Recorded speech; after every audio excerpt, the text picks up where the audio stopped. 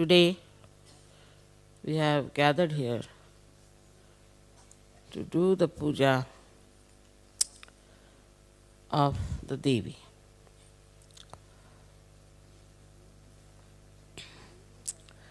The Devi has many forms, but it's the embodiment of the Shakti. Adi Shakti gives Shakti to all these embodiments. And so there are many goddesses we have. At different times they came on this earth and did all that was necessary for the ascent of people who were seekers. Especially the one we know of, Jagadamba, the Durga. She was trying to protect all the seekers of truth and to destroy all evil forces. Because without the ascent of human beings, they do not know the truth. And that's why whatever they try to do is a mental projection. And this mental projection, if it is not substantiated by truth, by dharma, it declines. In Sanskrit they call it glani. When this glani takes place, then incarnations are born to solve the problem.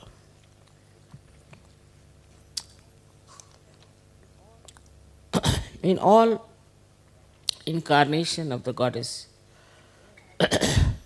there have been very much incarnated the satanic forces. They had incarnated and she had to fight with them and destroy them.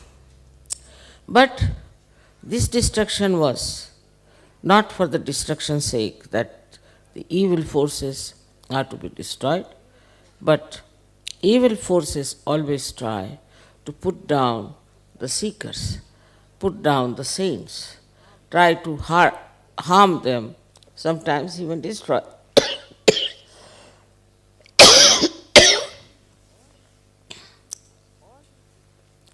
All these destructive forces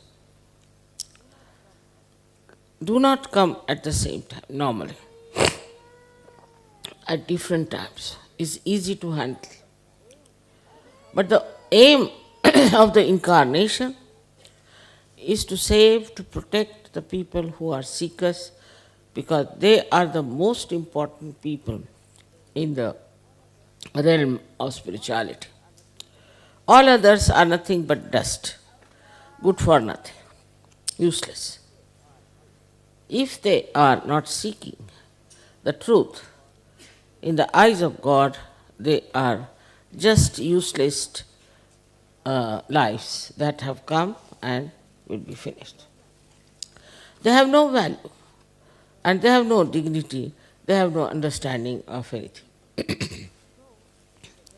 So, in the judgment of the divine love, we have two types of people.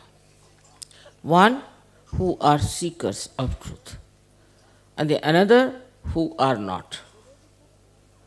They may be good people, they may be nice people, they may be doing lot of good work, social work, this work, missionary work, every sort of work they might be doing. But if they are not seeking the truth, then they do not come to that category where God has to incarnate. So try to understand the preciousness, the importance of seekers. And that's what you have been seeking. Very few persons, if you take the percentage of seeker, is very, very wee bit. But it's very important because, say, a one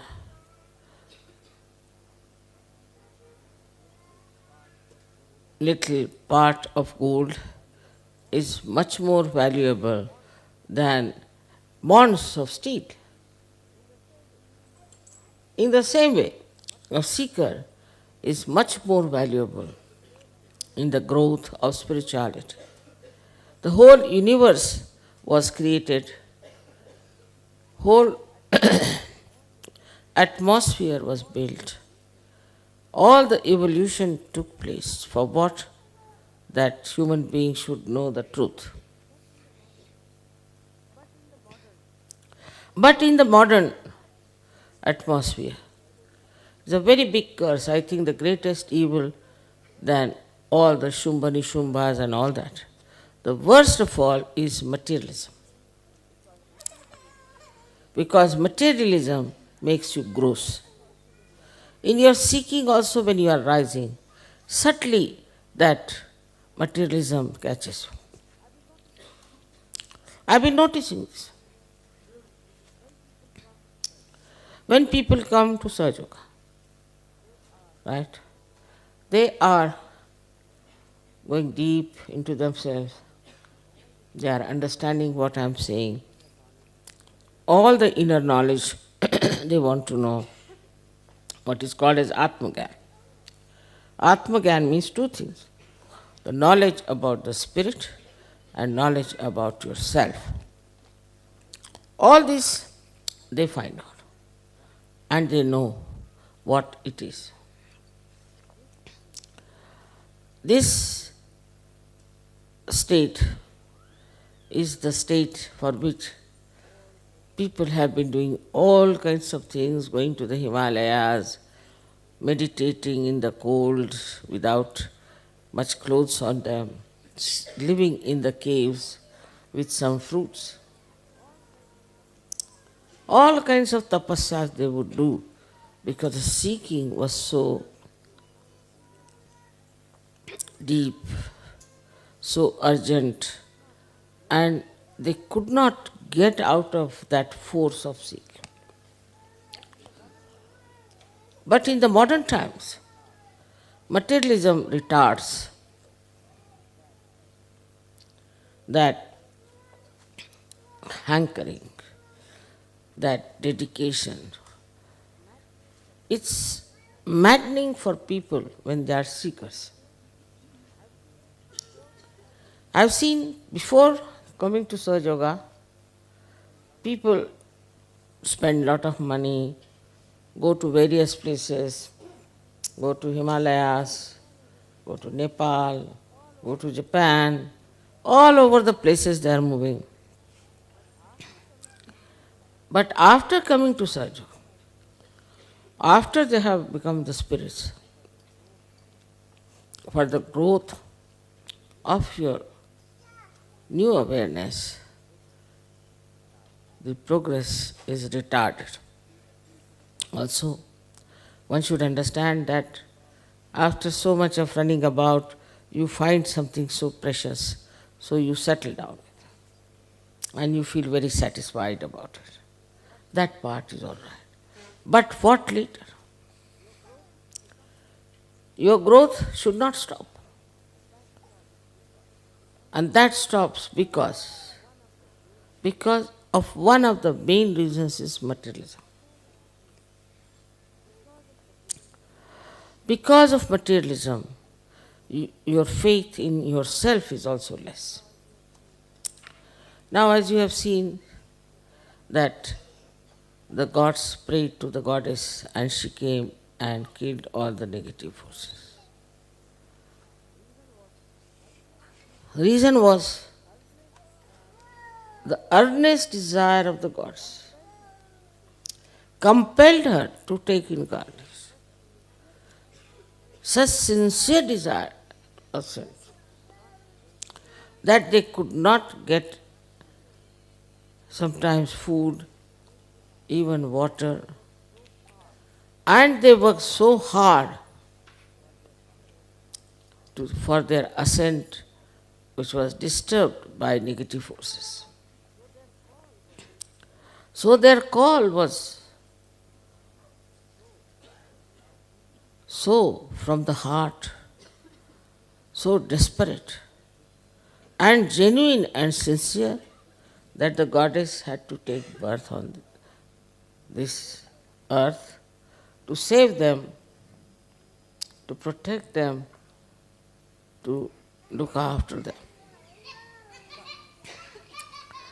But as it is, we see, once you have reached a destination, you feel now better settle down.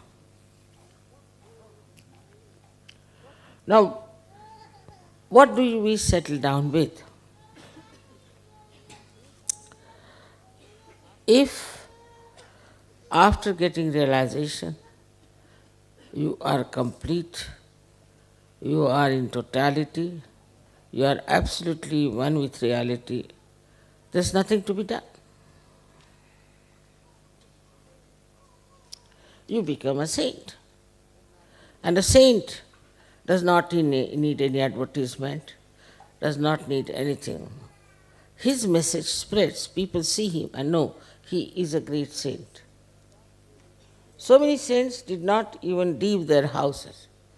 The very common saying in India, your takya you should not leave, that the pillow on which you are resting, you should not leave. That was the criteria of a guru. Those who have to seek should come to the gurus and climb up at least 6-7 miles up, and then the guru doesn't meet anyone. He may slap you, he may hit you, he may drop you from that high mountain. He'll take your test by so many ways. Ultimately, he may select one person to give realization. So this hankering, this desperate effort was all the time there.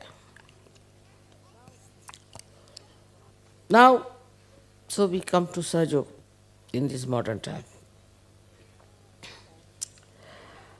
Sometimes I feel that not only Sahajayoga is very easy, also it is extremely pampering. You know you have got realization. You all know that you are better than others, that you have got rid of so many problems and that now you have become master of your own. Then the responsibility that you have towards yourself and to your fellow men reduces, because you feel very satisfied with yourself.